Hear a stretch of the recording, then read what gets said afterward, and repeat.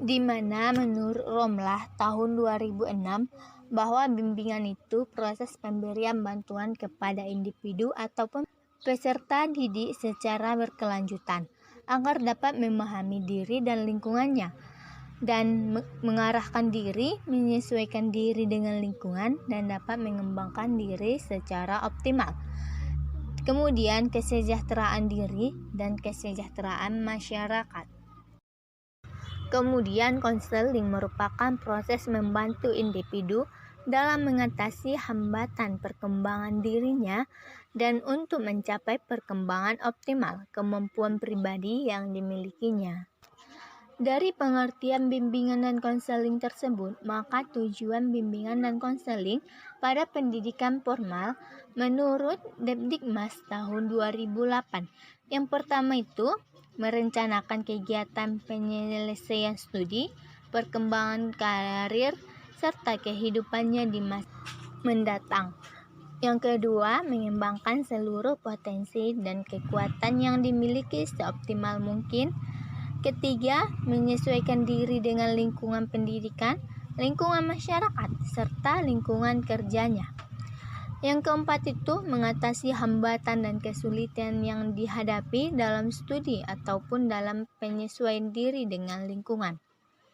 Dari tujuan tersebut, maka bimbingan dan konseling secara khusus bertujuan untuk membantu konseli agar dapat mencapai tugas-tugas perkembangan yang dimiliki, meliputi aspek pribadi, sosial, belajar, dan karir.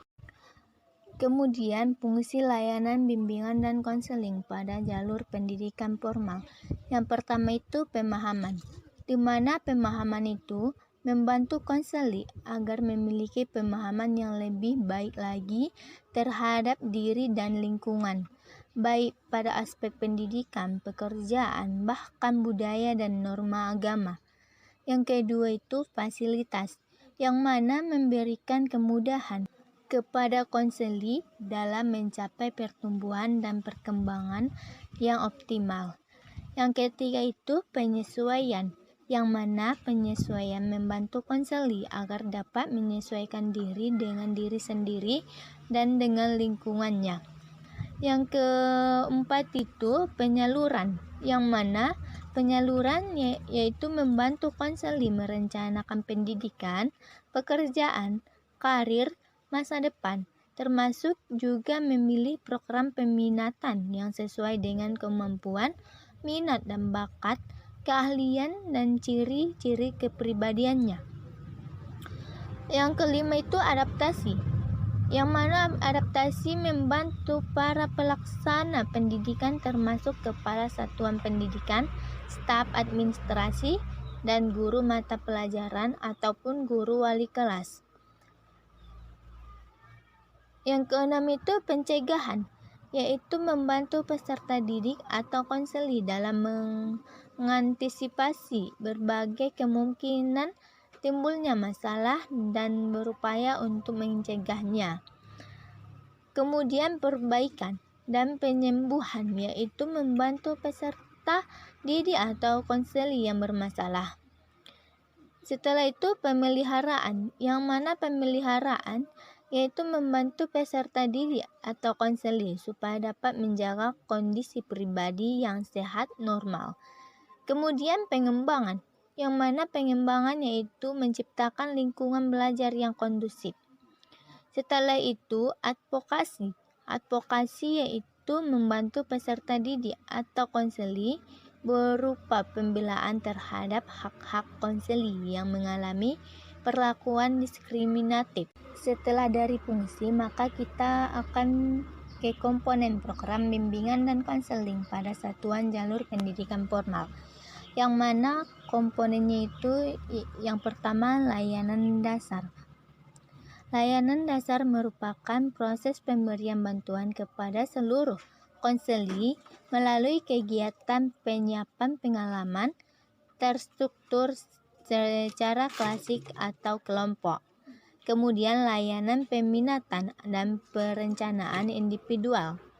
Peminatan itu adalah program kurikuler yang disediakan. Sedangkan layanan perencanaan individual itu adalah bantuan kepada peserta didik atau konseli agar dapat merumuskan dan melakukan aktivitas-aktivitas. Kemudian layanan responsif, yang mana layanan responsif ini pemberian bantuan kepada konseli yang menghadapi masalah dan memerlukan pertolongan dengan segera.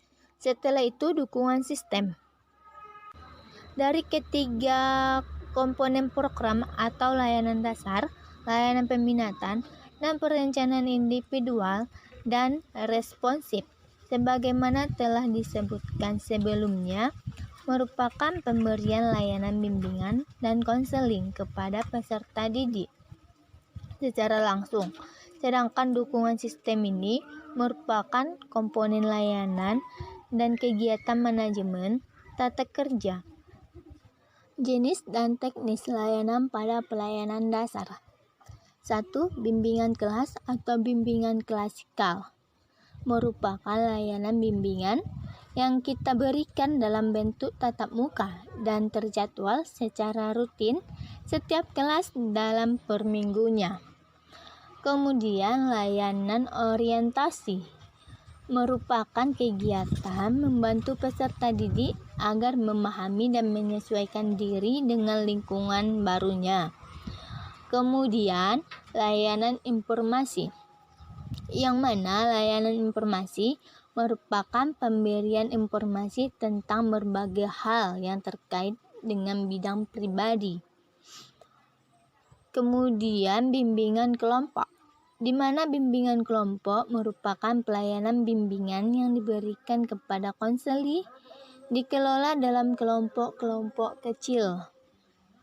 Setelah itu, layanan pengumpulan data merupakan aktivitas mengumpulkan data atau informasi tentang konseli dan link. Nah, pada bagian B, jenis dan teknis layanan pada pelayanan responsif. Pelayanan responsif mempunyai tujuan membantu konseli agar dapat memenuhi kebutuhan serta memecahkan masalah yang dia hadapi. Kemudian dengan mencapai tujuan tersebut, maka layanan dan teknis yang dapat digunakan yaitu yang pertama, konseling individual dan konseling kelompok. Yang kedua, referral. Ketiga, kolaborasi dengan guru mata pelajaran atau wali kelas. Yang keempat, konsultasi. Kelima, bimbingan teman sebaya. Keenam, konferensi kasus. Ketujuh, kunjungan rumah. Kemudian yang ketiga itu jenis dan teknis layanan pada pelayanan peminatan dan perencanaan individual, di mana konselor atau guru BK harus mempunyai peran yang sangat penting dalam pelayanan peminatan kepada peserta didik dalam implementasi kurikulum 2013 atau K13 dengan cara memberikan 8 kegiatan. Nah, yang D, jenis dan teknis komponen dukungan sistem, terbagi menjadi 3, yaitu pengembangan profesi, manajemen program, riset dan pengembangan. Yang E, evaluasi pelaksanaan pelayanan bimbingan dan konseling pada jalur pendidikan formal. Program bimbingan dan konseling yang telah dilaksanakan perlu kita ketahui keberhasilan atau sebaliknya kegagalannya. Nah, esensi dari bimbingan dan konseling atau BK pada satuan jenis pendidikan umum, kejuruan, keagamaan khusus. 1. Pada pasal 15 Undang-Undang Nomor 20 Tahun 2003 dijelaskan bahwa pendidikan umum merupakan pendidikan dasar dan menengah yang mengutamakan perluasan pengetahuan yang diperlukan oleh peserta didik supaya nanti dapat melanjutkan pendidikan ke jenjang yang lebih tinggi lagi. Yang kedua, berdasarkan pada ketentuan pasal 18 Undang-Undang Sistem Pendidikan dapat dikatakan bahwa pendidikan kejuruan merupakan bagian dari pendidikan menengah dengan membentuk sekolah menengah kejuruan atau yang sering kita sebut itu SMK, dan Madrasah Aliyah Kejuruan atau MAK. Yang ketiga, pendidikan keagamaan. Pendidikan dasar, menengah, dan tinggi yang mempersiapkan peserta didik untuk dapat menjalankan peranan dengan menuntut pengetahuan tentang ajaran agama. Yang keempat, pada jenis pendidikan khusus, di mana peserta didiknya harus mempunyai kebutuhan khusus, baik kebutuhan khusus dalam arti adanya kekurangan ataupun dalam arti kelebihan, yang mana sering kita sebut itu orang yang cerdas, berbakat, istimewa.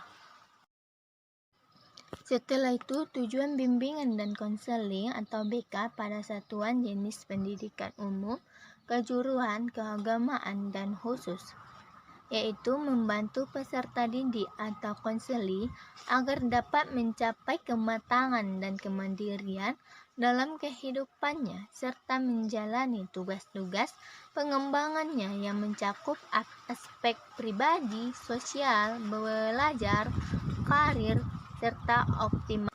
Nah, dari tujuan bimbingan dan konseling pada pendidikan keagamaan, kejuruan, umum, khusus, maka dapat diambil tema-tema layanan bimbingan dan konseling pada pendidikan itu. Yang pertama, tema bimbingan dan konseling di bidang bimbingan pribadi. Yang kedua, tema bimbingan dan konseling di bidang bimbingan sosial. Yang ketiga, tema bimbingan dan konseling di bidang bimbingan belajar.